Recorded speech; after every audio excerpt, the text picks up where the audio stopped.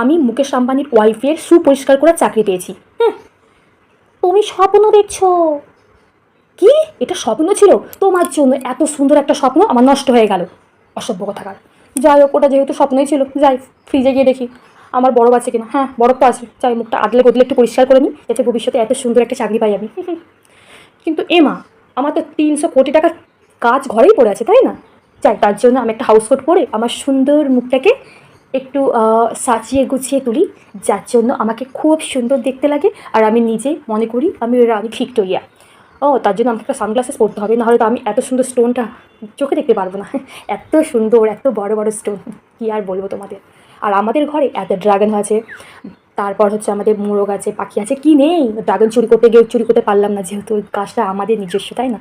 কাজ আর চুরি করে খেলে কী বা টেস্ট। আর এই দেখো, এই মোরগগুলোকে চাষ করেছি, ডিমই দেয় না, কোনো কাজেরই না। আর এই পাখিগুলোকে চাষ করেছি, এরা তো আমার ছাদ বাড়িটাকে নষ্ট করে দিচ্ছে। আমি কুড়ে না পরিষ্কার করার সময় নেই না আমার। ভাবছি 1 কোটি বেতনে যদি কাউকে রাখা যায়। 1 কোটি? ও, আমি তো আবার কোনো চাকরিই করি না, জাস্ট মজা করছিলাম। বাই।